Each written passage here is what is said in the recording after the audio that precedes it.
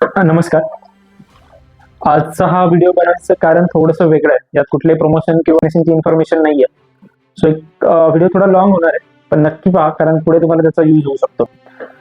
बऱ्याच वेळा असं होतं, डेली बेसिसवरती इन्क्वायरीज येत असतात वेगवेगळ्या प्लॅटफॉर्मवरनं. आम्ही त्याचं वर्कआउट करतो किंवा त्याच्यावरती डिटेल काम करून ते पॅकेज आपण पर्यटकांना किंवा तुम्हाला सगळ्यांना शेअर करत असतो. पण बऱ्याच जणांचं म्हणणं असं असतं की कुठल्या तरी प्लॅटफॉर्मवरती, most of the social media प्लॅटफॉर्मवरती त्यांनी खूप कमी कॉस्टमध्ये पॅकेज पाहिलेलं असतं.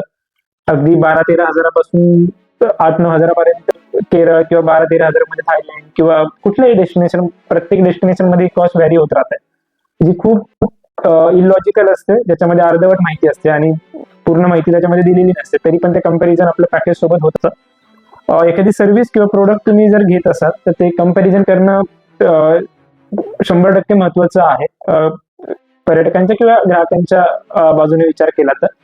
बट होतं कसं, तुम्ही एखाद्या ट्रॅव्हल प्रोफेशनलकडनं ज्यावेळेस कोट घेताय किंवा डिटेल्स मागवताय, तर त्याचा एक्सपिरियन्स, एक 5-10 वर्षाचा जो काही एक्सपिरियन्स असेल त्याचा यूज करून त्यांनी ते पॅकेज बनलेलं असतं. किंवा एखाद्या डेस्टिनेशनला काही लोक 5 वेळा 10 वेळा जाऊन आलेले असतात.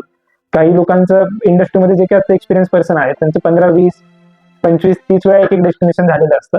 सो त्या लोकांनी 30 सेकंदाचा, 40 सेकंदाचा किंवा 1 मिनिटाचा रेंज दाखवून पॅकेज कम्पेअर करणार असाल तर ते थोडंसं एक वेगळी प्रॅक्टिस आपण त्याला म्हणू शकतो. पण त्याच्यामध्ये अर्धवट माहिती दिलेली असते.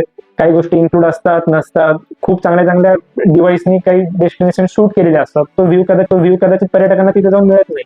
बट तरी पण त्याला एक थोडंसं भुरळ पडणं आपण म्हणू शकतो. अशामुळे ते बुक करतात आणि मग त्यांना एक नाहक त्रास आला किंवा तिथे थोडंसं फ्रस्ट्रेशन वगैरे होतं आणि ह्या सगळ्या गोष्टीला मग परत तुमची टूर स्पॉइल होणं, हा सगळा प्रकार होऊन जातो. इंटरनॅशनल डेस्टिनेशन मध्ये या गोष्टी होतात. ऑनलाईन बुकिंग किंवा एखाद्या प्लॅटफॉर्मवरून बुकिंग करणं, त्याच्यानंतर काही प्रॉब्लेम आल्यानंतर 15-20 मिनिटं, अर्धा तास ते मोबाईलवरती खेळत बसणं, ह्या सगळ्यामध्ये तुमचा वेळ निघून जातो. ज्या गोष्टीसाठी तुम्ही पॅकेज बुक केलेलं असतं, म्हणजे तुम्ही वर्षभरात आठवड्याभराचा वेळ तुम्हाला फॅमिली सोबत, फ्रेंड किंवा रिलेटिव्ह सोबत स्पेंड करायचा असतो, तो खराब होतो. किंवा तुमचं काही स्पेशल मुवमेंट असेल, फॉर एक्झाम्पल हनीमून असेल किंवा एंगेजमेंट असेल, एनिव्हर्सरी असतात, या सगळ्या, कुणाचा बर्थडे असतो, या स्पेशल मुवमेंट जरी गोष्टी होतात आणि आपण थोड्याफार कॉस्टिंगच्या फरकासाठी हे आपण स्पॉइल होऊ शकते बऱ्याच पर्यटकांची टूर.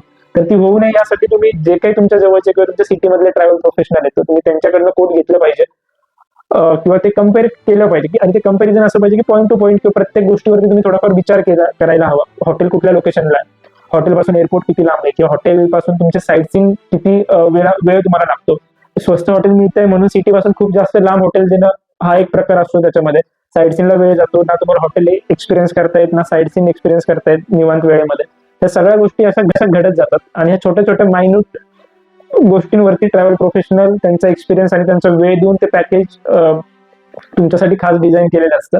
ग्रुप असेल किंवा कस्टमाइज टूर्स असेल, दोन्हीमध्ये असंच पद्धतीने वर्क होतं. व्हिसा प्रोसेसमध्ये किंवा तुमच्या एअर तिकीटमध्ये पण बऱ्याचशा गोष्टी असतात. काही गोष्टी तुम्हाला पोर्टलवरती दिसत नाही.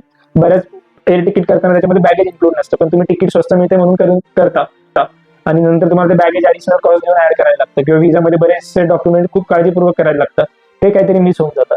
सो कॉस्टिंग हा पार्ट 100% आहेच आहे, तुम्ही ते कम्पेअर केलंच पाहिजे. हे सगळं करताना जो कोणी ट्रॅव्हल प्रोफेशनल आहे किंवा जे कोणी एक्सपिरियन्स पर्सन आहे, त्यांची जे काही सर्व्हिस चार्ज ते लावतात किंवा जो काही वेट चार्ज ते लावतात किंवा जो काही वेळ त्याच्यामध्ये दिलेला असतो किंवा त्यांचा एक्सपिरियन्स त्यांनी तिथं जाऊन वेळ घालवलेला असतो, त्याचा तो थोडासा डिफरन्स तुमच्या फॅमिलीची सेफ्टी, सिक्युरिटी, तुमचा जो काही ट्रॅव्हल पिरियड आहे किंवा जी काही टूर आहे ती तुमची आनंददायी होण्यासाठी ते 100% प्रयत्न करत असतात.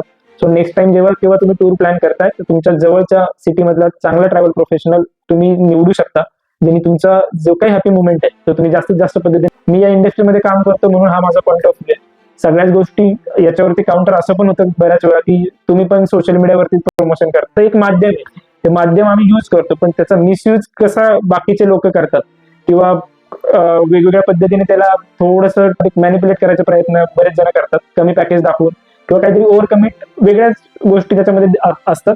आम्ही तो माध्यम वापरतो, 100% वापरतो, कारण त्याच्यामधनं लीड किंवा तिथे रीच जास्त आहे म्हणून आम्ही यूज करत असतो. बट ज्यावेळेस कधीही आपलं पॅकेज किंवा कुठल्या एक्सपिरियन्स पर्सनचं पॅकेज तिथे तुम्ही बघाल, त्यावेळेस तो तुम्हाला फरक 100% जाणवेल. 8-9 हजारामध्ये केरळ आणि 12-13 हजारामध्ये बँकॉक पटाया, हे फक्त पाहायला चांगलं वाटतं. फ्लाईटचीच कॉस्ट बँकॉकची एक उदाहरण म्हणून सांगतो, ऑगस्ट सप्टेंबर मध्ये तुम्ही आत्ताही चेक करू शकता, 25 ते 30 हजार, 32 हजारची कॉस्ट आहे. तुम्ही पाहता रील मध्ये की 19 हजारामध्ये, 20 हजारामध्ये थायलंड मिळत आहे, 18 हजारात थायलंड मिळतं.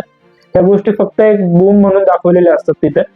सो नेक्स्ट टाइम तुम्ही ज्यावेळेस कधी बुक करा त्यावेळेस तुमचा जवळपासचा चांगला ट्रॅव्हल प्रोफेशनल तुम्ही निवडा, म्हणजे तुमची टूर छान होईल.